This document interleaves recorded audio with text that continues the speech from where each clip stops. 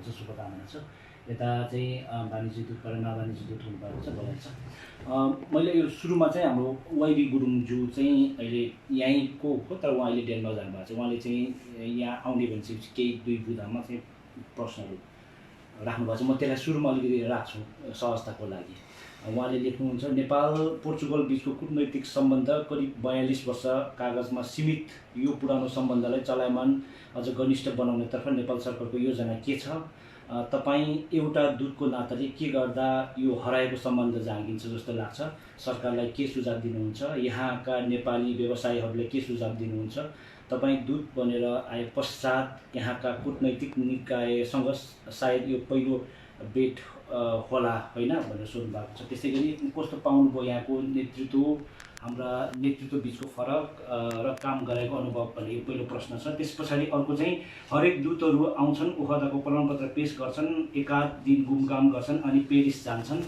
त्यो क्रममा तपाईँ अहिले लिस्बन आउनु भएको छ। तपाईँले कस्तो सुझाव दिनुभयो यहाँको सरकारलाई र यहाँको सरकारले के चाहँदो रहेछ, कसरी हेर्ने रहेछ नेपाललाई? यहाँ दूतावास स्थापनाका सपना तपाईँभन्दा अघि आउने राजदूत र नेपालका सबै राजनीतिक दलका नेताले दिइसकेका छन्, तर पुरा भने भएको छैन। यसको मुख्य समस्या नेपाल पक्ष हो कि पोर्चुगाली पक्ष हो? एउटा कूटनीतिज्ञको हैसियतले को बढी जिम्मेवार? म यसको अलिकति जवाफ गरौँ। प्रश्न मैले कहीँ भुलेको रहेछु भने फेरि रिपिट गर्नु होला।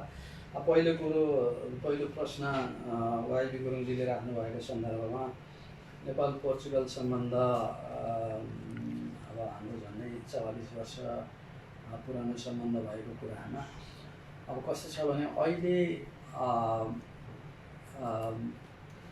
पछिल्लो समय थुप्रै नेपालीहरू पोर्चुगल आएर बस्नुभएको छ। त्यो कुरा त यहाँहरू आफ्नै प्रमाण हुनुहुन्छ, साक्षी हुनुहुन्छ, भनिराख्नु परेन।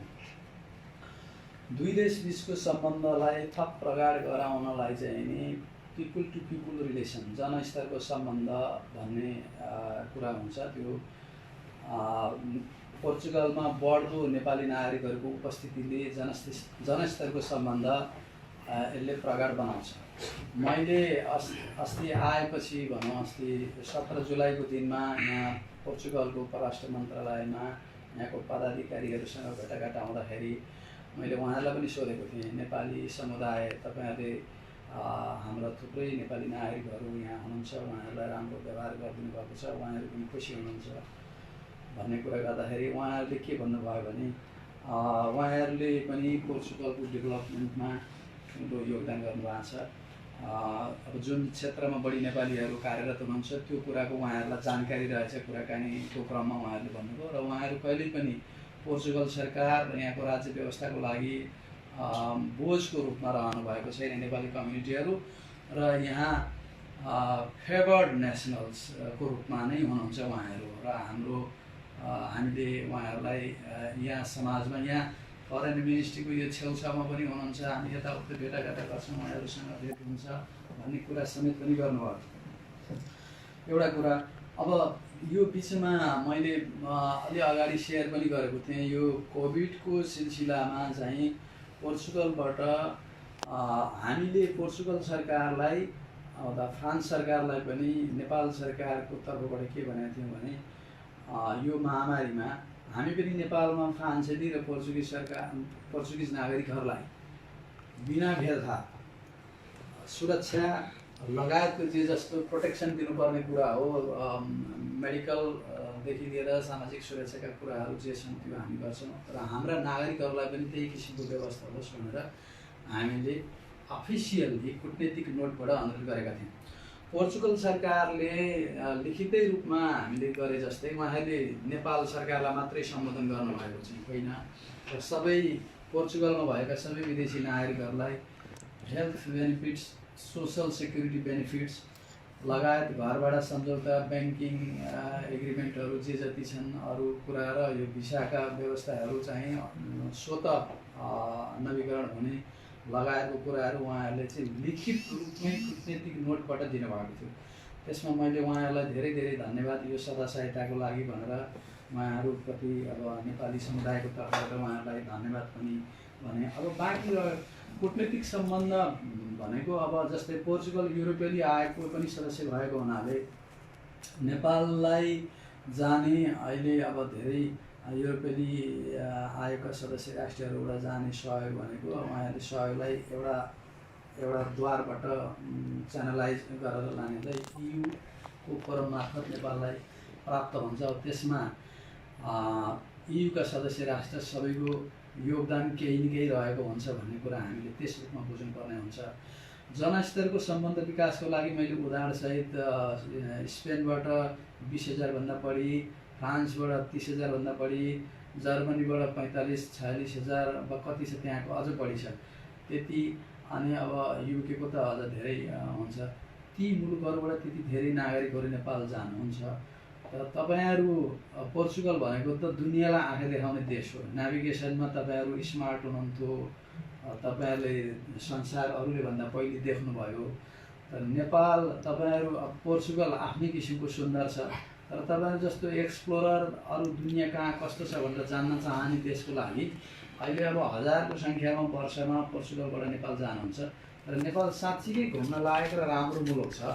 तर नेपालमा पोर्चुगिज नागरिकहरूको भ्रमण पनि बढी हुनु पर्यो। अब अलिकति दिनहरू सहज हुँदै जाँदाखेरि त्यो बढी हुनुपर्छ। त्यसले गर्दाखेरि हाम्रा त नेपाली नागरिक यहाँ हुनुहुन्छ, हाम्रो जनस्तरको सम्बन्ध पनि बढी थप प्रगाढ हुन जान्छ भन्ने कुराहरू पनि मैले राखेको छु। प्लस अलिकति नेपाली नागरिकहरूलाई यो भिसा प्रोसेसिङ नेपालमा चाहिँ अब दूतावास नभएको, VFS सर्भिस पनि नभएको सिलसिलामा त्यसमा पनि त्यो प्रबन्ध हुन सक्यो भने साह्रै ठुलो उपकार र गुण लाग्छ। यसमा विचार गरिदिनुहोस् भन्ने कुराहरू पनि राखेको छु। अब हामीले कूटनीतिक प्रतिनिधिको रूपमा नेपाली समुदायले अनुभूत गरेका विषयहरू यहाँका सरकारलाई यस्तै औपचारिक भ्रमण भएको बेला बखतमा हामी राखिरहन्छौँ। 2 वर्ष अगाडि हाम्रो परराष्ट्र मन्त्रीज्यूले पनि भ्रमण गर्नुभएको छ। धेरै कुराहरू त्यो बेलामा पनि राखिएको छ। र 2018 मै द्विपक्षीय सम्बन्धका विषयमा, अन्तर्राष्ट्रिय क्षेत्रका विषयमा छलफल गर्ने एउटा बायोलेटरल कन्सल्टेसन मेकानिजम भन्छ, द्विपक्षीय परामर्श संयन्त्रको स्थापना भएको छ। त्यसको 2018 मा यहीँ एउटा मिटिङ भयो, छलफल भयो। अब नेपालमा त्यो द्विपक्षीय संयन्त्रको मिटिङ गर्ने पालो छ, तर अहिले यही रोग व्याधिको कारणले अलिकति अनुकूल भएन। त्यो कुरा पनि मैले स्मरण गराएको छु। र यी कुराहरू निरन्तर रूपमा नै भइरहेका हुन्छन्। हामीले बाहिर नदेखिए पनि म पोर्चुगलको पेरिसमा भएको राजदूतसँग पनि नियमित सम्पर्कमा हुन्छु। यहाँ आउनुभन्दा अगाडि पनि उहाँसँग पनि सम्पर्क गरेको थिएँ। बहुपक्षीय मञ्चहरूमा पनि हाम्रो सहयोगको आदान प्रदान हुन्छ। अन्तर्राष्ट्रिय सङ्घ सङ्गठनमा उम्मेदवारीको कुरा हुन्छ, एकले अर्कालाई समर्थन गर्ने, पारस्परिकताको आधारमा कहिले कहिले एकतर्फी पनि हुन्छ। यी सबै कुराहरू हुन्छ। त्यसो भएको हुनाले म के आग्रह गर्दछु भने हाम्रा सम्बन्धहरू जस्तो झ्याक्क नदेखिहाल्यो भने काम भइराखेको हुन्छ र हामी क्रमशः अगाडि बढिराखेका छौँ र सहयोगको आदान प्रदान भइराखेकै हुन्छ। र आगामी दिनहरूमा पनि यो निरन्तर रहने कुराहरू म यहाँहरूलाई निवेदन गर्न चाहन्छु। अब बाँकी पदाधिकारीहरू आउनुहुन्छ जानुहुन्छ, तर खास केही उपलब्धि अलि देखिन्न भन्ने जस्तो सायद केही प्रश्न छैन। अब तर आउने जाने कुरा त अब कस्तो हुन्छ भने नआइकन भेटाघाट हुँदैन, आएपछि नै कुरा राखिन्छ। फोनबाट गरेको कुरा वा यसो इमेलबाट गरेको कुरा भन्दा भेटाघाट गरेर प्रत्यक्ष भेटेर गरेको कुरा बढी प्रभावकारी हुन्छ। त्यसै हुनाले हरेक पटकको भ्रमणमा आएपछि चाहे परराष्ट्र सचिवज्यूको होस्, चाहे परराष्ट्र मन्त्रीज्यूको होस्, राजदूतहरूको होस्, यो आएको बेलामा गरिन्छ नि। अब त्यसले एउटा आकार लिनलाई अलिकति समय लाग्छ। अब हाम्रो आफ्नो आवश्यकता अनुसार अब यताको पनि प्रायोरिटी, अब यो दुवै मुलुकको प्राथमिकतामा परेको विषयहरू हुनु पर्यो, एकअर्काको स्वार्थ मिल्ने विषयहरू पनि हुनु पर्यो सम्बन्धहरू अगाडि बढाउनलाई, हैन? त्यसैले आउँदा भेटघाट गर्दा यस्तो कुराहरू चाहिँ नि सहयोगको आदान प्रदान गर्ने कुराहरू अवश्य रूपमा भइराखेको हुन्छ र त्यसले एक दिन न एक दिन त्यसले एउटा आकार लिन्छ ठोस रूपमा र हामी देख्न अनुभव गर्न पाउने गरी पनि हुन्छ। र अब यस्ता कूटनीतिक सम्बन्धका कुराहरू भनेको आजको भोलि ठ्याक्क रिजल्ट देखिने, छाम्न सकिने, देख्न सकिने, फुत्त आइहाल्ने खालको हुँदैन। कतिपय चिजहरूलाई धैर्य गर्नुपर्ने हुन्छ र म त्यो नै आग्रह गर्दछु। अब दूतावास आउने कुराको हकमा अब कस्तो छ भने अब यहाँहरूले नेपालबाट पदाधिकारीहरू आउनु हुँदाखेरि, उच्चस्तरीय पदाधिकारीहरू आउनु हुँदाखेरि पनि भनिराख्नु भएको छ, नेपाली समुदायले माग राख्नु भएको छ, त्यो कुराको जानकारी त्यहाँ छ। मैले यहाँ पनि अब अस्ति आएदेखि नै भेटाघाट हुँदा यी कुराहरू हिजो पनि धेरै सङ्घ सङ्गठनको पदाधिकारीहरू आउनुभएको थियो, उहाँहरूले पनि राख्नु भएको छ। यो कुरा मैले आफ्नो यस्तो चाहना छ, पोर्चुगलवासी नेपाली दाजुभाइ दिदीबहिनीहरूको चाहना छ भन्ने कुरा मैले पनि नेपाल सरकारलाई आफ्नो तहबाट जानकारी गराइराखेको हुन्छु। अब यसले पनि कुनै न कुनै दिन आकार त अवश्य लिन्छ भन्ने मलाई लाग्छ। अरू मैले कुनै छुट्याएको छु त्यहाँ? त्यति नै हो, वाइबीजीको सन्दर्भमा त्यति नै हो। अब अरू साथीहरूको छैन भने चाहिँ म केही बुदागत रूपमा छ संसदीय राख्न चाहन्छु। जस्तो अब पोर्चुगल चाहिँ अब पेरिस नेपाली दूतावासकै क्षेत्र पनि पर्यो भनेर यहाँ अहिले ओखदाको प्रमाणपत्र आउनु भएको छ भनिसकेपछि जस्तो पहिलो प्रश्न चाहिँ अब हिजो केही साथीहरूले नि उठायो होलान्। जस्तो यहाँको अहिले कन्सुलेटको सन्दर्भमा चाहिँ विगतका दिनहरूमा पनि केही आर्थिक अपारदर्शिताको कुराहरू उठेका थिए, चाहिँ जनमासमा उठेका छन् र त्यस सन्दर्भमा चाहिँ यहाँको वाणिज्य यहाँको दूतावास उहाँ नै हुनुहुन्छ, उहाँहरूले चाहिँ हामीले दूतावासलाई बुझाउँछौँ भन्नुभएको छ। यो सन्दर्भमा चाहिँ जस्तो त्यो आर्थिकको सन्दर्भमा चाहिँ यहाँको सम्बन्धित अथवा सम्बन्ध राख्ने पब्लिकले चाहिँ हेर्न पाउँछन् अथवा जानकारी राख्न पाउँछन् कि पाउँदैनन् भन्ने एउटा प्रश्न। किनकि आर्थिक अनियमितता भए पनि नभए पनि त्यो चाहिँ पब्लिकली जानकारी नभइसकेपछि अनियमितता भयो कि भनेर पब्लिकमा चाहिँ स्वाभाविक हिसाबले प्रश्नहरू कहिलेकाहीँ उठ्ने गर्छन्, त्यो एउटा पाटो हो। अर्को कुरा चाहिँ अहिले अब वाणिज्य दूतबाट महावाणिज्य दूत हुनुभएको छ, व्यक्तिगत रूपमा उहाँ पदोन्नति हुनुभएको छ। तर त्यसले चाहिँ अब हिजो वाणिज्य दूत हुँदा र अहिले चाहिँ महावाणिज्य दूत हुनु भइसके पछाडिको पब्लिकमा चाहिँ के फरक छ त, सुविधा सेवामा चाहिँ के फाइदा पाउँछन् त पब्लिकले, यो एउटा पनि प्रश्न भयो। अर्को चाहिँ जस्तो अब यहाँ हाम्रो चाहिँ महावाणिज्य दूत यहीँ नै हुनुहुन्छ। यहाँ पोर्चुगलमा धेरै थरीका कार्यक्रमहरू हुन्छन् र नेपाल चाहिँ एउटा विविधतायुक्त देश पनि हो, विभिन्न जाति समुदायहरूको पनि कार्यक्रमहरू हुन्छन्। त्यो सन्दर्भमा चाहिँ अब व्यक्तिगत व्यस्तता या अरू कारण आफ्नो ठाउँमा होला, तर कार्यक्रमहरूमा सहभागी हुँदाखेरि चाहिँ अलिकति चाहिँ कहिलेकाहीँ विभेद गरियो भन्ने प्रश्नहरू पनि उठ्छन्। त्यो उहाँले पनि सुन्नु भएको छ। धेरै कुरा छन् चाहिँ यो चाहिँ कस्तो छ भन्दाखेरि एउटा जातीय संस्थाहरू यो जुन आदिवासी जनजातिसँग सम्बन्धित कार्यक्रमहरूमा चाहिँ कहिलेकाहीँ निमन्त्रण गर्दा पनि चाहिँ उपस्थित नभइदिनु हुने र एउटा चाहिँ व्यक्तिको चाहिँ प्राइभेट कम्पनीको चाहिँ उद्घाटन हुँदाखेरि चाहिँ सहभागी भइदिने भन्ने खालको गुनासोहरू जुन चाहिँ अब उहाँसँग पनि सम्बन्धित हो, उहाँले पनि त्यही कुराहरूलाई भन्नु होला। तर त्यसो भयो भने झन् चाहिँ प्रश्नहरू र असन्तुष्टिहरू व्यक्त हुन्छन्। त्यो चाहिँ अब चाहिँ राजदूतावासकै एउटा चाहिँ अन्डरमा भएको यो निकाय भएको हिसाबले त्योसँग चाहिँ त्यो पनि एउटा चाहिँ सन्दर्भ भयो। अर्को कुरा चाहिँ जस्तो अब अहिले कोरोना महामारीको सन्दर्भ छ। अस्ति पोर्चुगलमा चाहिँ कोरोना यहाँ पीडित भएका नेपालीहरूले सहयोग गर्ने उद्देश्यले एउटा कोरोना राहत समिति भनेर चाहिँ गठन गर्ने सन्दर्भमा चाहिँ एनआरएनको नेतृत्वमा बनाउनुपर्छ भन्ने सन्दर्भमा एनआरएनसँग चाहिँ अब धेरै असन्तुष्टिहरू, अर्को चाहिँ अब हिजोको चाहिँ चुनाव हुँदाखेरि पनि चाहिँ एक हिसाबले पक्ष विपक्षको चाहिँ प्यानलहरू भएर चाहिँ लड्ने अवस्थामा केही असन्तुष्टि र अविश्वासहरू भएको कारणले गर्दाखेरि कन्सुलेटको नेतृत्वमा भयो भने सबै सहभागी हुने भनेर चाहिँ सबै राज्य सबैको चाहिँ इच्छाले उहाँकै नेतृत्वमा एउटा कोरोना राहत समिति भनेको थियो।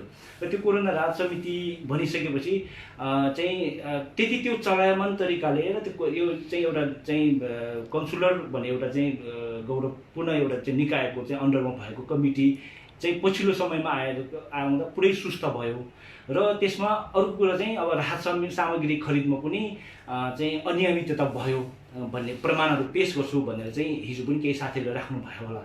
त्यो सन्दर्भमा पनि अलिकति छानबिन हुनुपर्ने हो कि अथवा यो चाहिँ एक हिसाबले यो चाहिँ एउटा निकायकै चाहिँ प्रतिको अविश्वास पनि बढ्न जान्छ भन्ने कुरा चाहिँ यो एउटा आम रूपमा एउटा प्रश्न भयो। अर्को कुरा चाहिँ मेरो व्यक्तिगत एउटा प्रश्न चाहिँ राजदूतावाससँग छ। त्यो चाहिँ मेरो व्यक्तिगत समस्या भन्दा पनि मेरो मिसेसको चाहिँ पासपोर्ट बनाउनु पर्ने थियो। पासपोर्ट बनाउनु भने एमआरपी पासपोर्ट थियो, त्यसमा चाहिँ त्यो एउटा नामको स्पेसको कारणले गर्दाखेरि चाहिँ यहाँको कागजमा चाहिँ स्पेस नभएको अनि उता त्यो एमआरपीमा चाहिँ स्पेस भएको चाहिँ नामको कारणले समस्या पैदा हुन्छ कि भनेर चाहिँ हामीले दूतावासमा चाहिँ पासपोर्ट नयाँ बनाउनको लागि यहाँबाट चाहिँ पठायौँ। अनि पठाइसकेपछि उताबाट यहाँबाट हामीले सबै दस्तुर बुझाएर चाहिँ पठाइसकेपछि अनि पछि उताबाट फेरि त्यो पासपोर्ट चाहिँ बनाउनु नमिल्ने, किनकि यो पासपोर्ट यही ठिक छ भनेर फेरि त्यही पुरानै पासपोर्ट चाहिँ फिर्ता पठायो।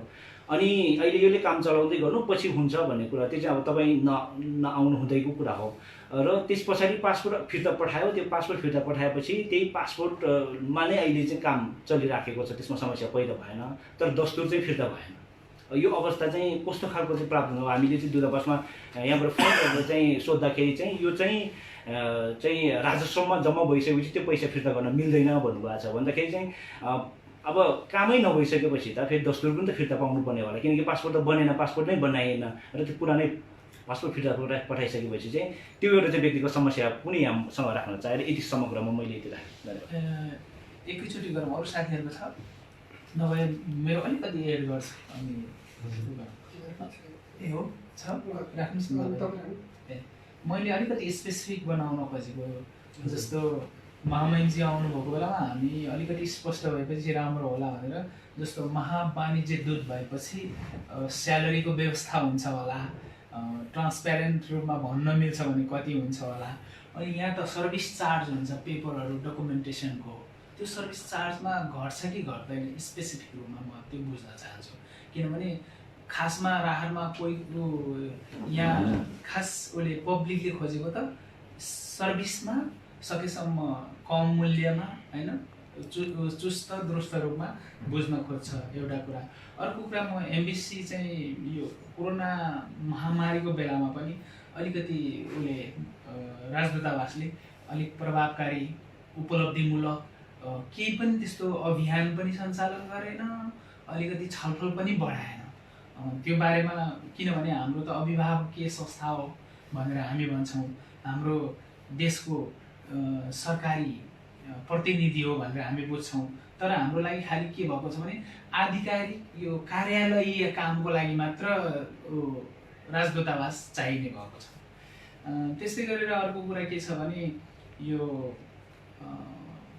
अवैतनिक वाणिज्य दूत हुँदा, जस्तो धेरै समयसम्म पनि हाम्रो अवैतनिक वाणिज्य दूत यहाँ लिस्बनमा नहुँदा पनि यहाँ चाहिँ कागजात बन्छ कि फेरि स्ट्याम्पिङ गरेर, यो चाहिँ गर्न पाउँछ कि पाउँदैन।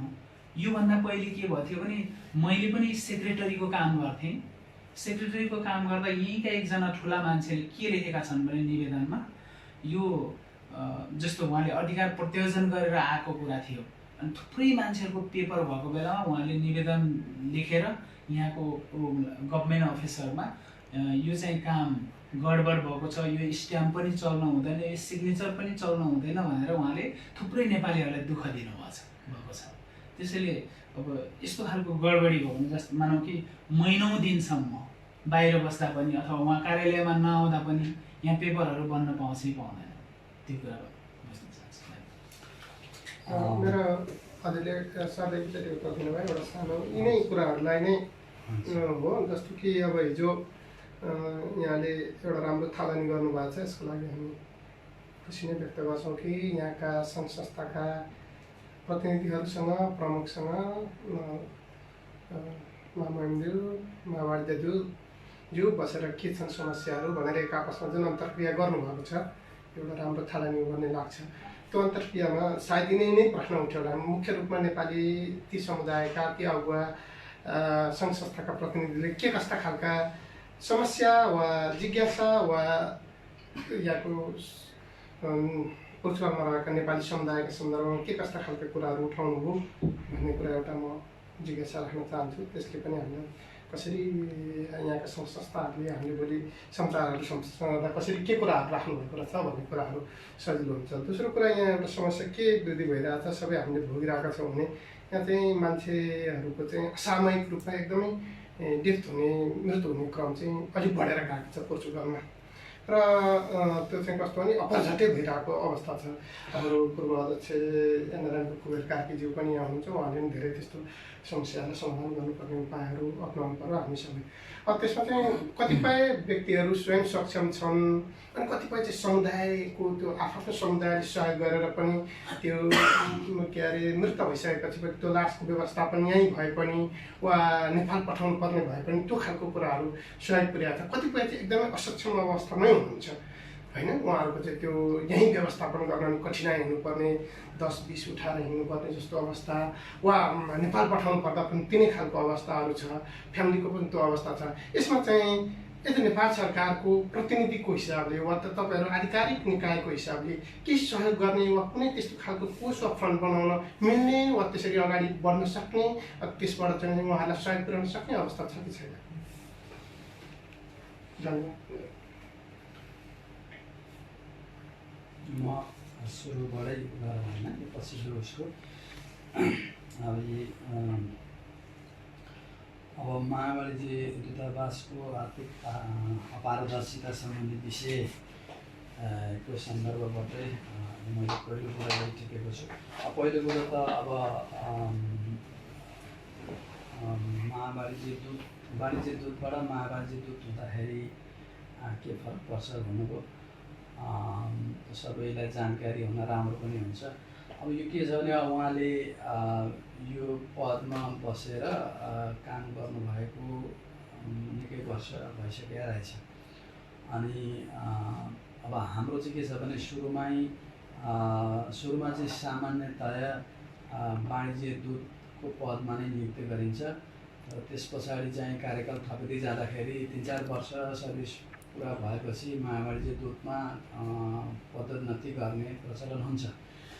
वाणिज्य दूतमा सर्भिस गर्दा होस्, महावाणिज्य दूतमा सर्भिस गर्दा होस्, अवैतनिक हो।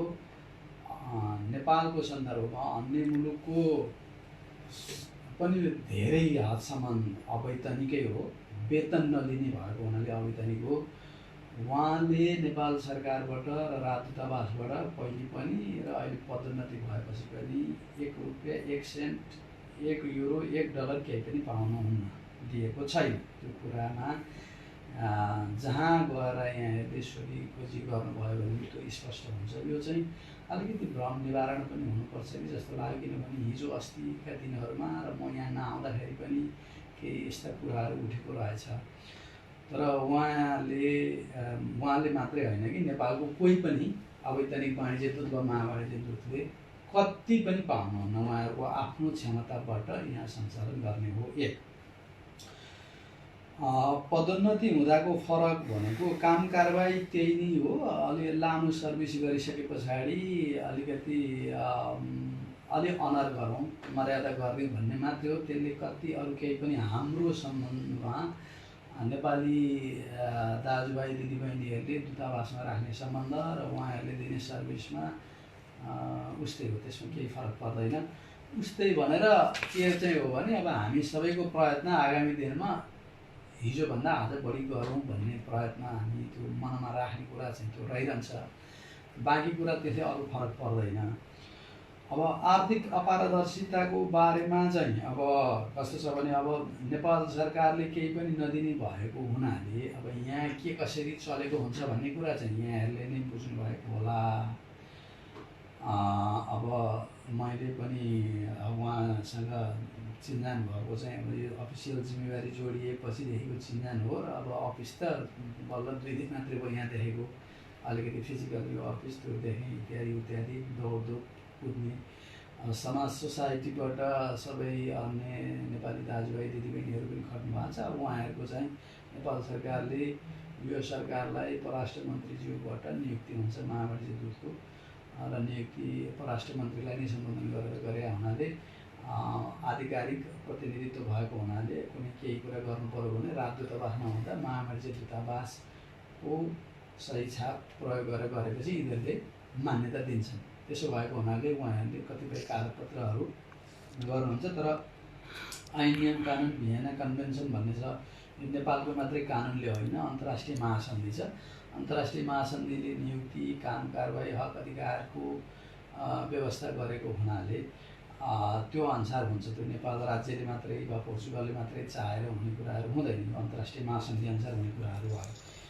त्यसो हुनाले अब आर्थिक अपारदर्शिताको बारेमा सायद अहिले पछि उहाँले पनि केही कुरा प्रश्न पार्नुहुन्छ होला।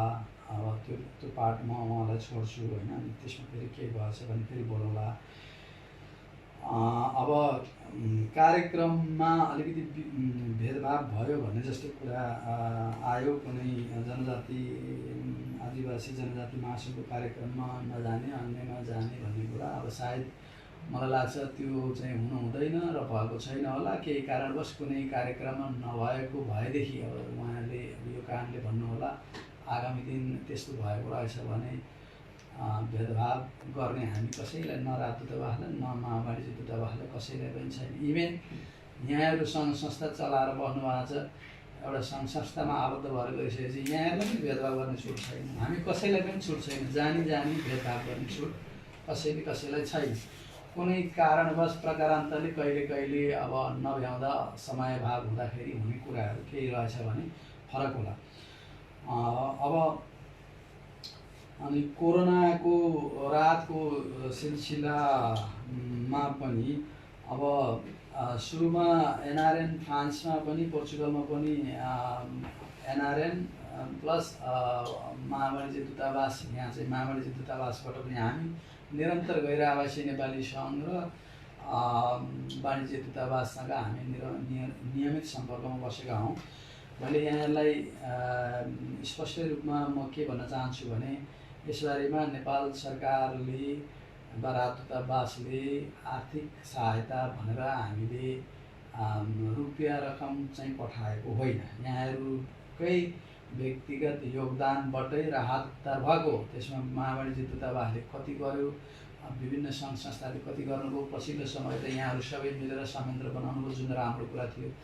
राजदूतावासले र सरकारले के चाहिँ भनेको हो भने यो सरकारलाई तपाईँहरूका नागरिकलाई पनि हामी बिना भेदभाव सुरक्षा र औषधि उपचार गरिदिन्छौँ, हाम्रालाई पनि गरिदिनुहोस् भनेर हामीले चिठी लेखेका। त्यसको डिप्लोमेटिक नोट लिखित रूपमा उहाँहरूले दिनुभयो र जवाफ दिनुभयो र हाम्रो जिम्मेवारी हुन्छ हामी गर्छौँ भन्नुभयो। भिसा अटोमेटिक भ्यालिडिटी एक्सटेन्सन हुने त्यो कुरा हो। हामीले अब सरकारी तहबाट गर्ने कुरा चाहिँ हामीले गरेका हौँ, राजदूतावासले केही नगरेको भन्ने कुरा चाहिँ त्यस कारणले अलिक ठिक नहोला। र आर्थिक सहायता नेपाल सरकार वा राजदूतावासको तर्फबाट नआएको कुरा त सत्य कुरा सत्य नै हो, त्यो होइन भन्ने मिल्दैन। त्यसको जस यहाँहरूलाई जान्छ। जसले यहाँहरूले व्यक्तिगत सङ्घ संस्थाबाट कन्ट्रिब्युसन गर्नुभयो, यहाँहरूको सहयोगले नै सजिलो भयो, अहिलेसम्म सम्हालियो, राम्रो भयो। त्यसको लागि म यहाँहरू सबैलाई धन्यवाद दिन चाहन्छु। अनि रातमा अनियमितता को कुरा छ, त्यसमा अहिले पछि सायद हाम्रो महावाणिज्य दूतले पनि प्रश्न पार्नु होला। त्यस्तो हुनु हुँदैन। मैले यहाँहरू सबैको अगाडि महावाणिज्य दूत पनि हुनुहुँदा सबैलाई अब एनआरएन उहाँहरू सबैलाई मेरो आग्रह राजदूतावासको तर्फबाट के हुन्छ भने भेदभाव त हामी कसैलाई गर्न हुँदैन भन्छौँ, उहाँहरूको पनि गर्ने उद्देश्य भएको छ भन्ने मलाई लाग्दैन। यसबारेमा पनि हामी पछि महावाणिज्य दूतले थप प्रश्न पार्नु होला। अब यही महावाणिज्य दूतावासको सर्भिस चार्जको विषय यहाँ मैले छुट्टै कुरा टिपेको त्यो बारेमा अघि मैले भनिसकेँ। अब सर्भिस चार्ज नेपाल सरकारले केही पनि नदिने भएको हुनाले अब यसको हिसाब नेपाल सरकारले खोज्ने कुरो भएन। जे जस्तो राजस्व आउँछ, लागेको दस्तुर पासपोर्ट कागजपत्र सबै पेरिस राजदूतावासले लिन्छ, त्यो राजस्व उतै जान्छ। अनि कोरोनाको बेला राजदूतावासको सक्रियता अघि मैले यहाँलाई एन्सर गरिसकेँ। र अवैतनिक वाणिज्य दूत नहुँदा पनि काम हुने भनेको चाहिँ केही कुराहरू चाहिँ नि अवैतनिक वाणिज्य दूतावासमा वाणिज्य दूत नहुँदा पनि वाणिज्य दूतावासको छाप र लेटर प्रयोग गरेर एउटा त इन्स्टिट्युसन भयो नि, अफिस भयो नि। जस्तै राजदूतावासमा राजदूत भएन, सेकेन्डम्यान भएन भने पनि काम चाहिँ चलिरहन्छ। त्यसो भएको हुनाले जस्तै वाणिज्य दूत नहुँदाखेरि भाइस कन्सल पनि राख्न पाइन्छ, अर्को सहयोगी राख्न पाइन्छ, उहाँले स्टाफ राख्न पाउनुहुन्छ। तर उहाँले पनि गर्न नसक्ने कामहरू हुन्छ। जस्तै अधिकृत वारिसनामा उहाँलाई सरकारले अधिकार दिएको भएदेखि सबै यहीँ हुन्थ्यो, दिएको छैन। तर उहाँले अब अरू केही चिजहरू गर्न पाउनुहुन्छ, त्यस्ता कुराहरू चाहिँ हुन्छ। तर एउटा कुरो यहाँले के बुझ्नु पर्यो र यहाँहरू मार्फत म सबै नेपाली दाजुभाइ दिदीबहिनीलाई के प्रश्न पार्न चाहन्छु भने कानुनले नदिएको अधिकार प्रयोग गरेर उहाँले काम गर्नु भने त्यो न पोर्चुगल सरकारले मान्यता दिन्छ न नेपाल सरकारले न राजदूतावासले। त्यति प्रश्न भयो भने यसबाटै धेरै कुरा प्रश्न होला। यहाँले भन्नुभएको एउटा पासपोर्टको विषयमा चाहिँ अलिक पछि गरौँ कि मैले अलिकति यो स्पेस भनेको कुरा अलिकति बुझिनँ त्यो के भएको थियो त्यसलाई अलिक हामी पछिल्लो पार्टमा छलफल गरौँ। के जस्तो कमल बहादुर भन्ने ठाउँमा मिक्स एउटा खोज्नु भएको आङकान्डु शेर्पा नाम अब यो अरिजिनल नाम है आङकान्डु शेर्पा थियो। आङ र कान्डु चाहिँ छुटेको थियो एमआरपीमा चाहिँ र त्यो पहिला लिखित हस्तलिखित पासपोर्टको आधारमा बनेको यहाँको डकुमेन्टमा चाहिँ आङकान्डु चाहिँ जोडिएको थियो। अनि त्यो स्पेसले नै प्रब्लम हुने भएकोले त्यो पासपोर्ट नयाँ बनाउनको लागि अपिल गरेका थियौँ दस्तुरसहित बुझाएर। तर पछि नयाँ एमआरपी पासपोर्ट बनाउनु नमिल्ने भनेर पासपोर्ट चाहिँ त्यो पुरानै पासपोर्ट फिर्ता पठाइदिनु हो। तर दस्तुर चाहिँ फिर्ता पाएन। त्यो चाहिँ राजस्वमा जम्मा भएपछि दस्तुर चाहिँ फिर्ता हुँदैन भन्ने चाहिँ दूतावास कति अगाडिको कुरा यो 1 वर्ष अगाडिको कुरा अगस्टतिरको यो 2019 अगस्टको कुरा। तर अब त्यही अब आर्थिक वर्षै नागिसके पछाडि त्यो कस्तो हुन्छ भने अब राजस्वमा गएको चिज यहाँबाट पठाइसके पछाडि चाहिँ हुँदैन। तर त्योभन्दा अगाडि केही किसिमले व्यवस्था मिलाउन सकिन्थ्यो होला। मेरो नोटिसमा आएको भए त सायद म नआउँदैको कुरा हो कि त्यतिखेर अम्बिका तर अब त्यो प्रति यहाँको काम पनि भएन। दस्तुर गयो अब नेपाल सरकारमा गयो त्यति जान त होइन अन्यत्र गएको त होइन। तथापि त्यस्तो हुनुहुन्थेन मिलाउन सकिने केही कुरा थियो भने पहल गरिदिएको हुनुपर्ने। तर अबको दिनमा त्यस्ता केही अवस्था आएछन् भने कृपया मलाई समयमै खबर पाऊँ। यहाँहरूले मलाई मेसेज लेख्नुहोस् खबर गर्नुहोस्। अन्याय चाहिँ मैले जानेर नेपाली दाजुभाइ दिदीबहिनीलाई हुन दिइनँ त्यति कुरा म यहाँहरूलाई र यहाँहरू मार्फत अरूलाई भन्न चाहन्छु। अहिलेलाई त्यति भनौँ होइन। भोलिका दिनमा तपाईँको यो समस्या फेरि यो रहिरहेर केही गर्नु पऱ्यो भने फेरि हामी छुट्टै छलफल गरौँला। अनि अर्को अब राजकुमार थापाजीले उठाउनु भएको हिजो अस्तिको छलफलमा सङ्घ संस्थाबाट के कस्ता कुराहरू आए भन्दा मोटामोटी अहिले यहाँले जस्ता सवाल गर्नुभयो त्यसैको सेरोफेरोमै छलफल भएको हो। केही कुराहरू जस्तै वाणिज्य दूतावासको भूमिकाको बारेमा पनि सवालहरू गर्नुभएको थियो। यिनै कुरा अहिले मैले भनेकै कुराहरू मैले नि भने हो। उहाँले हिजो के पनि भन्नुभएको थियो भने हामी यहाँ हुँदै ठिकै छ अब त्यस्तो छ भने तपाईँहरूबाट कोही तयार हुनुहोस्। म यो पदमा बसिरहन चाहने मेरो पनि इच्छा छैन। यसमा धेरै प्रेसर छ दबाब छ अब्जस छ।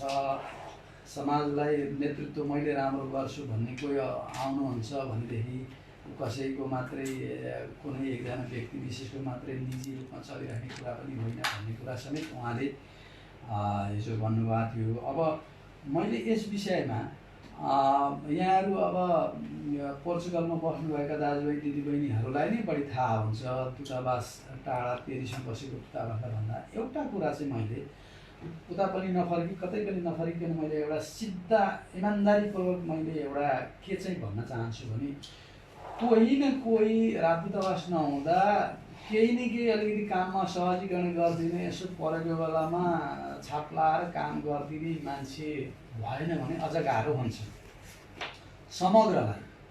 समग्रलाई गाह्रो हुन्छ। अब हामी विदेशमा भएपछि हामी सबै नेपाली एकअर्काको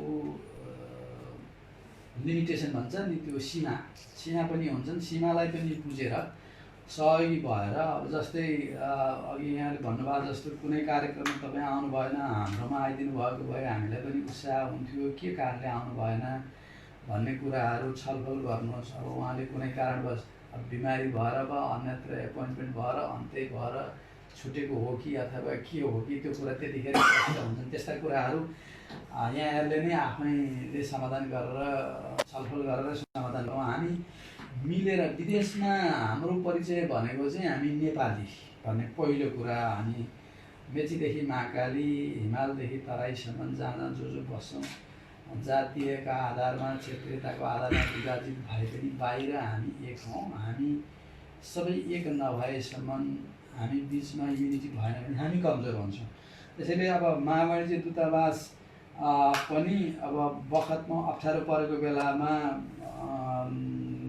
सहजीकरण गर्न त अवश्य सहयोग हुन्छ होला भन्ने नै लाग्छ मलाई। अब फेरि के छ भने भोलिका दिनमा अब उहाँको पनि उहाँले नि सधैँ यो पदमा बसिराख्ने भन्ने कुरो पनि नहोला। भोलि अब मैले यो जिम्मेवारी लिन सक्दिनँ भन्नुभयो भने यहाँहरू मध्येबाटै लु तपाईँ आउनुहोस् भनेर कसैले आफू मध्येबाटै कोही मान्छे उब्जाउनुपर्छ। त्यो व्यक्तिलाई हामीले नेपाल सरकारलाई सिफारिस गरेर वाणिज्य दूत बनाइदिनुहोस् भनेर राजदूतले सिफारिस गर्छ। यो कुरा पक्का हो। ल उहाँले भोलि खुट्टा चढ्नुभयो म सक्दिनँ भन्नुभयो भने भोलि जिम्मेवारी यहाँमा आउँछ। कसलाई बनाउनुहुन्छ? मैले उहाँको पेपर चाहिँ हेरेको थिएँ, पुरानो फाइल हेर्दाखेरि त्यतिखेर 10-12वटा संस्थाबाट तपाईँ बसिदिनुहोस् भनेर रिक्वेस्ट भएको रहेछ। त्यसैले अब कोही व्यक्ति भएन, उहाँले गर्न सक्नु भएन, यस किसिमबाट हुँदै भएन भन्ने सबै सङ्घ संस्थाको भनाइ हो भने सायद उहाँले पनि ल तपाईँहरू आउनुहोस् न त अगाडि, म बरु तपाईँहरूलाई सहयोग गरौँ ल, तपाईँहरू अगाडि आउनुहोस् भन्ने दिन पनि आउला। अब हिजोको उहाँको भनाइमा अलिक दुःख व्यक्त गरेको जस्तो पनि बुझेँ मैले। अब बाँकी कुरा अहिले उहाँले नै प्रश्न पार्नु होला। तथापि एउटा संस्था केही न केही भइदिएर हामी सबैलाई सहयोग चाहिँ हुन्छ र भेदभाव गर्ने छुट चाहिँ कसैलाई छैन, गर्नु हुँदैन। मैले फेरि पनि त्यही भन्छु, कसैले नगरिदिनुहोस्। गैर आवासी नेपाली सङ्घका साथीहरूलाई पनि मैले त्यही भन्ने हो, महावाणिज्य दूतावासलाई पनि भन्ने हो, कसैलाई पनि अन्याय र भेदभाव नगरौँ, समभाव राखेर सबैले सबैलाई सहयोगको भावनाले काम गरौँ। राजदूतावासले पनि कसैलाई भेदभाव गर्दैन। यहाँहरूले अनेक एङ्गलबाट हेर्नुहोस्, जाँच्नुहोस्, यहाँहरूले कसी लगाउनुहोस्, घोट्नुहोस्। मैले यहाँहरूले जति गरी राजदूतावासले भेदभाव गरौँ भन्ने चाहिँ पार्न दिन्न। तर कागजै नमिलेको रहेछ भने त कागजले त भेदभाव गराउँछ है। रीत र प्रक्रिया मिलेको छैन भने चाहिँ भेदभाव हुन्छ, किनभने नमिलेसम्म त गर्न मिलेन। तर एउटै प्रक्रिया, एउटै रीत, एकै ढङ्गकोबाट आएको कुरालाई चाहिँ राजदूतले भेदभाव गर्यो भने, गरेको थाहा पाउनुभयो भने मलाई यहाँहरूले ठाडै क्वेसन्स गर्नुहोस्। भेदभाव भएको रहेछ केही कारणले भने यो कारणले यसो भएको भनौँ ल, चित्त नबुझ्यो भने उजुर गर्ने। किनभने म मात्रै सबै अथोरिटी होइन, मेरो विरुद्ध उजुरी सुन्ने काठमाडौँमा पनि हुनुहुन्छ होइन। हामी सबै आफैमा सम्पूर्ण त छैनौँ नि, हामीभन्दा माथि पदाधिकारी हरेको हुन्छ नि। जननेता उहाँहरूलाई पनि जनताप्रति जवाबदेही छ, सबैको जवाबदेही सबैप्रति छ। त्यसो हुनाले मैले यिनै कुरा राख्न चाहेँ। सायद मैले सबै प्रश्न कभर गरेँ कि गरिनँ, नगरेको फेरि त्यसमा एउटा चाहिँ जस्तो आर्थिक अपारदर्शिताको कुरामा चाहिँ जस्तो वाणिज्य दूतसँग आरोप चाहिँ होइन, जस्तो प्रश्नहरू उठिसकेपछि आम रूपमा जस्तो उहाँले चाहिँ दूतावासलाई हामीले बुझाउँछौँ भन्ने सन्दर्भमा चाहिँ त्यो चाहिँ प्रश्न उठेपछि पब्लिकमा देखाउनु मिल्छ कि मिल्दैन भन्ने मात्रै प्रश्न हो। त्यो चाहिँ अब उहाँले आर्थिक अनियमितता गर्यो भनेर हाम्रो आरोप त त्यो त होइन। तर त्यो पब्लिकले केही उठाइसकेपछि र त्यो पब्लिक इस्युज भइसकेपछि चाहिँ अब दूतावास, यहाँको चाहिँ दूतावासमा हामीले चाहिँ सबै चाहिँ वार्षिक कुराहरू बुझाउँछौँ भनेर चाहिँ भन्नु भइसकेपछि त्यो चाहिँ पब्लिकलाई जानकारी गराउन मिल्छ कि मिल्दैन भन्ने प्रश्न हो खास। होइन अब के हुन्छ भने म त के भन्छु भने राजदूतावास यहाँहरूको माझमा राजदूतावास केही सहयोग गर्ने कुरामा पोर्चुगल सरकारलाई यहाँहरूको कुरा राख्ने कुरामा सहयोग होस्। बाँकी आफ्ना आन्तरिक कुराहरू त यहाँहरू सबै बसेर छलफल गरेर हिजो कति उठेको थियो, कहाँ खर्च भयो, हिसाब बसौँ न, एउटै टेबलमा बसेर सल्भ गर्नुहोस्। हामीलाई के हिसाब चाहियो? नेपाल सरकारले पैसा दिए भएछ, त्यो महालेखाले पनि खोज्छ, राजदूतावासले पनि खोज्छ, त्यसमा खोज्नै पर्छ। मैले पनि छोड्ने कुरो भएन, मलाई पनि अर्कोले चाहन्छ होइन। तथापि यहाँको कुरा त यहाँहरू बसेर मिलेर गरौँ। मेरो चाहिँ यहाँहरू सबैप्रति समदर्शी भाव, सबै नेपाली दाजुभाइ दिदीबहिनी, सबै जातीय क्षेत्रीय भातृ सङ्गठन कसैप्रति पनि राजदूतावासले भेदभाव गर्दैन। यहाँहरू मार्फत कृपया समाज सोसाइटीलाई यो मेसेज जाओस्। गर्दैन, म त्यो गर्ने उद्देश्य पनि होइन, मैले जागिरमा आजसम्म कहिले गर्दा पनि गरेको छैन।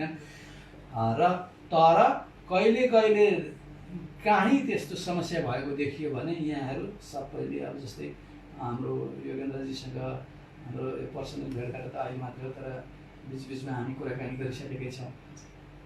मलाई सम्पर्क गर्नु होला, यहाँहरूले फ्रेन्डली छलफल गरेर समस्याको समाधान गरौँ। हामी तपाईँहरूको पनि उद्देश्य जनतालाई अन्याय नहोस् भन्ने हो, हाम्रो पनि उद्देश्य हाम्रो जब एउटै छ भने हामी नमिल्ने कुरै आउँदैन। बाँकी कुरा चाहिँ अलिकति यस बारेमा हाम्रो महावाणिज्य दूत उहाँको पदोन्नति को अब भएको छ। अब यहाँले बधाई दिनुभयो, उहाँलाई अलिकति हौसला हुन्छ काम गर्नमा। राजदूतावासलाई पनि प्रसन्नता छ, किनभने राजदूतावासको राजदूतको सिफारिस नेपाल सरकारले सुनवाई गरेर उहाँलाई अलिकति मर्यादा थपिदिनु भयो। त्यो मर्यादा यहाँहरूले महावाणिज्य दूत हुनुभयो भनेर यहाँले सम्बोधन गरिदिनु भयो न, त्यसैमा रह्यो। अब हिजोदेखि गरिआएको कुरा भोलि अरू पछि आउने नेतृत्वको पनि त्यस्तै हुन्छ, केही समय काम गरेपछि फेरि हुने हुन्छ, यो सामान्य कुरा। म अझै अलिकति गर्न महावाणिज्य दूतज्यूलाई अलिकति सजिलो पार्नको लागि, जस्तो उहाँ पोलिटिकल्ली उहाँलाई पहिले आस्था थियो होला, तर जब उहाँ यहाँ आउनुभयो साँच्चीकै एकदमै न्युट्रल हुनुहुन्छ है, त्यो हामीले प्रशंसा गर्नै पर्छ। अनि त्यस्तै गरेर त्योभन्दा पछाडि उहाँले के भन्नुभयो भने म अधिवेशनमा चाहिँ आउँछु ठुलो प्रोग्राममा, अरूमा चाहिँ भ्याउँदैन भनेर भन्नुभएको थियो भन्नलाई। तर कोहीको सानातिना प्रोग्राममा पनि जाने, कोहीकोमा नजाने गर्दाखेरि त्यो चित्त दुखायो होला। अनि उहाँ चाहिँ व्यक्तिगत रूपमा कोहीको ट्राभल्स यस्तो सानोतिनो कम्पनीमा पनि गइदिनु भयो उद्घाटन गर्न, त्यही गुनासो राख्नुभएको। यस्ता सानातिना इररहरू सच्याउन सकिन्छ। हामीले गुनासो पोख्ने हाम्रो अभिभावक हुनुहुन्छ होइन, त्यही भएर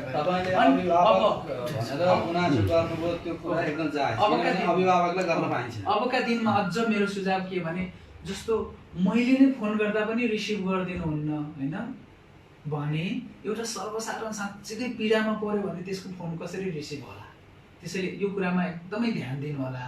अनि त्यस्तै गरेर मैले त देख्छु बाहिरका एम्बेसेडरहरू पनि सबैको प्रोग्राममा गइदिनुहुन्छ, सानोतिनो प्रोग्राममा पनि। त्यसैले फुर्सद मिलाएर सकेसम्म त म भ्याउँदैन नभनेर त्यहाँ गइदिनु भयो भने राम्रो हुन्छ जस्तो लाग्छ मलाई चाहिँ।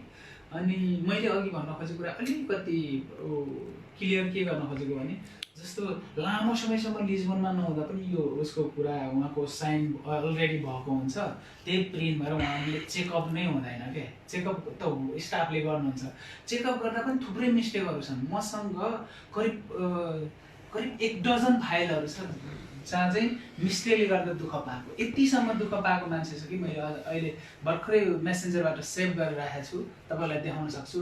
एउटा मान्छेको पेपर बाहिरबाट लिएको पेपर यहाँ च्यातिएर डस्टबिनमा फालेर 1.5 वर्षसम्म उसको फिङ्गर भयो, त्यतिसम्म गाह्रो भएको छ। त्यसैले त्यस्ता कुराहरूमा एकदमै ध्यान पुर्याउन जरुरी छ। यो त एकदम संविधानमा काहीँ कमी कमजोरी भएको रहेछ भने त उहाँहरूले नि सुधार गर्नुपर्छ, किन कमी भएको कुरा म पनि सुध्रिनुपर्छ, उहाँहरूले पनि सुधार गर्नुपर्छ, सचेत हुनुपर्छ। हामी पनि यो बारेमा हामी फेरि छुट्टै छलफल हामी पनि गर्छौँला। अब मेरो आग्रह के भने, माया राखेर गार्जेन सम्झेर माया राखेर बिग्रेको कुरामा नमिलेको कुरामा गाली गर्नु हामी एकदमै सहयोग गर्न तयार छौँ। दूतावासलाई पनि गाली गर्नुहोस्, यहाँनिर समस्या भयो के भयो भनेर गर्नु होला, किनभने तपाईँले नमिलेको कुरा र जानी काहीँ अप्ठ्यारो पारेको भएको कुरामा बोल्ने हक छ, त्यसैले त्यो हक छ है। अब त्यसलाई हामी योगेन्द्रजीले यस्तो अप्ठ्यारो कुरा गर्नुभयो, उहाँलाई परायो बेला म ठिक पार्छु भनेर त्यो पूर्वाग्रह राखेर दिमागमा राखेर कहिल्यै दूतावासले काम गर्दैन। होइन, त्यो पनि राख्नुभएको छ, केही उदाहरणहरू छन् हामीसँग। उहाँले ठ्याक्कै फोन गरेर कसैलाई धम्की पनि दिनुभयो है, उहाँको साँच्चीकै अख्तियारीको दुरुपयोग हो कि जस्तो पनि छ। त्यो बारेमा पनि छलफल गरेर टुङ्गायौँ होइन। ठिक छ। अब यो यहाँहरूले चाहिँ होइन, अब राम्रो चाहिँ कुरा राख्नुभयो है, किनकि महामहिमज्यू यहाँ हाम्रो अगाडि आउनु भएको छ। त्यो भएर चाहिँ नि अब यहाँबाट चाहिँ नि 3वटा चाहिँ कुराहरू चाहिँ यहाँहरूले चाहिँ राख्नुभयो। अब यो महामहिम यहाँ गएको हुनाले मैले छर्लङ्गै पार्नै पर्छ। यो जुन अब यो कन्सुलेटको चाहिँ नि स्ट्रक्चर छ, जुन कसरी स्थापना भयो भन्ने बारेमा लगभग चाहिँ हाम्रो चाहिँ भर्खर आउनुभएको थियो कि जस्तो लाग्छ हाम्रो योगेन्द्रजी, र उहाँ सायद पछाडि आउनुभयो होला, यहाँ धेरै जसो पछाडि आउनुभएको छ सायद। यहाँहरूले चाहिँ यहाँको चाहिँ यो कन्सुलेटको स्थापनाको इतिहास, लिस्बनको स्थापनाको इतिहास उहाँहरूलाई पक्कै पनि थाहा छ होला। अब अधिकांश हाम्रो महामहिमजीले अनि भनिसक्नुभयो, 12 सङ्घ संस्था थिएन त्यो बेला चाहिँ लगभग 20-22वटा सङ्घ संस्था निर्माण भइसकेका थिए। र ती सङ्घ संस्थाहरूले मैले के भनेको थिएँ भने पहिला यहाँ हाम्रो चाहिँ फेरि नेपाल सरकारको त्यो बेला परराष्ट्र मन्त्री हाम्रो सुजाता कोइराला हुनुहुन्थ्यो, उहाँले यहाँ चाहिँ भिजिट गर्दा आफ्नो चाहिँ प्राइभेट भिजिट गर्दै आउनुभयो, अफिसियली आउनु भएन जस्तो लाग्छ मलाई। कुनै चाहिँ एउटा कुनै चाहिँ कन्फरेन्स थियो, उहाँ चाहिँ भाग लिन आउनुभएको थियो। त्यो बेला चाहिँ उहाँलाई चाहिँ भनौँ न यो आफ्नो भारतीय सङ्गठन भनौँ काङ्ग्रेसको भारतीय सङ्गठनले उहाँलाई चाहिँ नि एउटा मिटिङ राखेको थियो अथवा भेटघाट कार्यक्रम राखेको थियो। त्यो बेला चाहिँ अब सबै सङ्घ संस्थाका चाहिँ जिम्मेवारी व्यक्ति पनि त्यहाँ आउनुभएको थियो। अब उहाँले के भन्नुभएको थियो, विदेशी पासपोर्ट भएकोलाई मात्र अवैधानिक कन्सुल दिने भन्ने किसिमको उहाँको कुरा आयो। त्यही सन्दर्भमा चाहिँ मैले भर्खरै मैले जुन पासपोर्ट ल्याएको थिएँ, मैले पासपोर्ट ल्याएको थिएँ फेरि मभन्दा पछाडि 5-6 वर्ष पछाडि आएकाले पनि सबैले पासपोर्ट रिसिभ गरिसकेका थियो यहाँको नेसनलिटी, तर मैले त चाहिँ रिसिभ गरेको थिएँ, चाहेको थिइनँ। अनि पछि बच्चाको कारणले गर्दाखेरि फेरि कहिलेकाहीँ यात्रा गर्दा पनि असहज हुनु भएको हुनाले मैले पासपोर्ट अप्लाई गरेँ। अनि पासपोर्ट अप्लाई गरिसकेपछि मेरो पासपोर्ट आइसकेपछि अब यहाँ कतिपय सङ्घ संस्थाका जिम्मेवारी व्यक्तिहरू जस्तै यहाँहरूको चाहिँ अध्यक्ष लगायत चाहिँ यहाँ संसद भारतीय सङ्गठन लगायत चाहिँ अन्य सामाजिक सङ्गठन र उहाँहरूले चाहिँ अब यो हामीलाई चाहिँ धेरै असिलो भयो, धेरै असहज भयो चाहिँ पोर्तु जानको लागि। यहाँबाट करिब 3 घन्टा पोर्तु पुग्नुपर्ने र पोर्तुबाट फेरि फर्केर आउँदाखेरि 6 घन्टा लाग्छ, 3 दिन 6 घन्टा। अनि कहिलेकाहीँ जाँदा बित्तिकै चाहिँ कागजात पनि बन्न पनि असम्भव, लगभग चाहिँ 1 हप्तै लाग्ने एकदम चाहिँ असहज चाहिँ परिस्थिति थियो।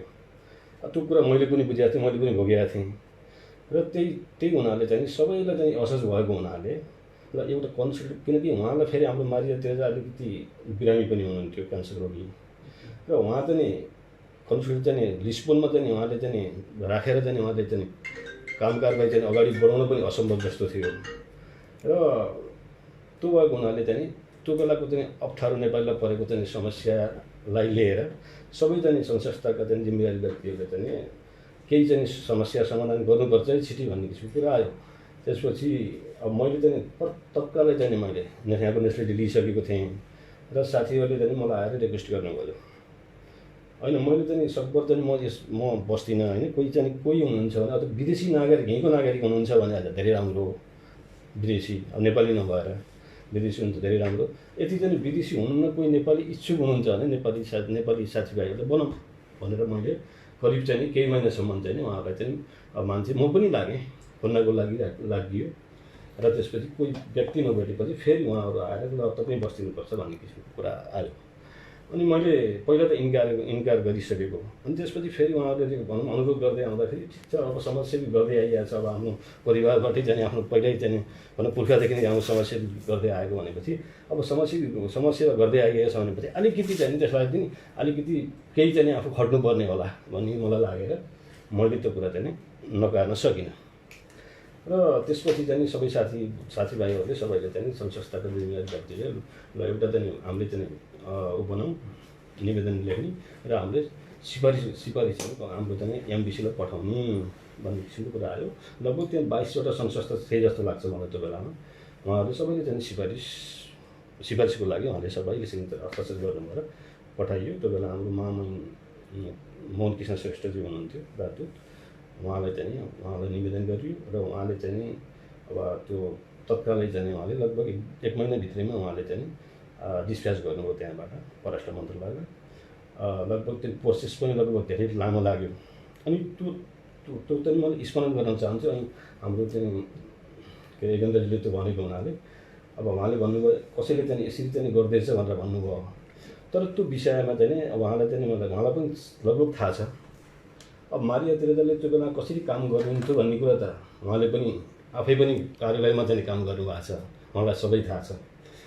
र अनि उहाँले मारिया तेरेजाले कसरी काम गर्नुभयो भनेपछि आफ्नो सेक्रेटरी भनेको जस्तै हाम्रो अशोकजी हुनुहुन्छ आन्द्रिया, उहाँलाई चाहिँ उहाँको सिग्नेचर चाहिँ चलाउने, यहाँ आएर उसले सिग्नेचर गरिदिने, स्ट्याम्पिङ गर्ने, त्यो इलिगल थियो भन्ने कुरा मलाई थाहा थियो। फेरि मलाई किन थाहा थियो भनेपछि इदुवार्दो वकिलले चाहिँ पहिले चाहिँ उहाँले चाहिँ उहाँ कहाँ चाहिँ काम गराउनुहुन्थ्यो, त्यो कुरा रिजेक्ट गरेर चाहिँ परराष्ट्र मन्त्रालयबाट आइसकेको थियो। त्यो कुरा मलाई मात्र थाहा थियो र हाम्रो रमेशजीलाई पनि थाहा थियो, अरूलाई थाहा थिएन यो। अनि अब नेपालीको चाहिँ यो इलिगल अब नेपालीको काम बनिराखेको छ। कतिपय कुरा हामीले चाहिँ व्यवहारिक पक्षबाट नि हेर्नुपर्छ, कानुनी पक्षबाट हेर्दाखेरि त त्यो इलिगलै हो, तर नेपाली दुःख पाउँछन् भने नेपालीको पक्षमा हामीले चाहिँ कतिपय कुरामा मौन बस्दिनु पर्ने हुन्छ। र उहाँहरूले लगभग चाहिँ हाम्रो यो चाहिँ यो मेरो चाहिँ कन्सुलको प्रक्रिया पनि लगभग चाहिँ 1.5 वर्ष 2 वर्ष झन्डै 2.5 वर्ष लाग्यो। अनि त्यो दौरानमा के भयो भनेपछि उहाँहरूले चाहिँ लगभग चाहिँ यहाँ अफिस जनजाति महासङ्घ जस्तै उहाँ त्यो बेला पनि आबद्ध हुनुहुन्थ्यो जस्तो लाग्छ मलाई याद छ। अरू त साथीहरू त कति गइसक्नुभयो। अनि उहाँले अफिस ल्याएर राख्नु भएको थियो। अनि कतिपय चाहिँ कुरा कसरी आयो भने जस्तै आएका कुराहरू फेरि मैले यो चाहिँ फलानुले भनौँ भन्दिनँ। फेरि मैले जस्तै यहाँ उहाँले भन्नुभयो 2टा कुराहरू दाइले यो गर्नुभएको छ मैले सुने भन्नुभयो, मलाई धम्की दिनु भन्नु। मैले कसैलाई धम्की दिएको छैन है, धम्की दिएको रेकर्ड ल्याउनुहोस् होइन। अब म त भने त्यसपछि म भनौँ न के गर्नुपर्छ, रेकर्ड आएपछि गल भन्नु ल तपाईँलाई। अनि त्यो इलिगल थियो। हेर्नुहोस्, नेपाली समाजको नेपाली हितको लागि चाहिँ कतिपय काम इलिगल हुँदा पनि हामीले चाहिँ एकदम चुप लाएर बस्नुपर्ने बाध्यता हुन्छ, अवस्था हुन्छ। त्यो भएको हुनाले अब त्यो चाहिँ जस्तै मैले अहिले अशोकजी ल्याएर उसलाई सिग्नेचर गराए जस्तै किसिमले अब एउटा सेक्रेटरी सिग्नेचर गराएको अवस्था थियो। तपाईँहरू आफै बुझ्नुहोस् त्यो चाहिँ इलिगल थियो। अनि त्यो कुरा चाहिँ मैले कहिले पनि भन्नु हामी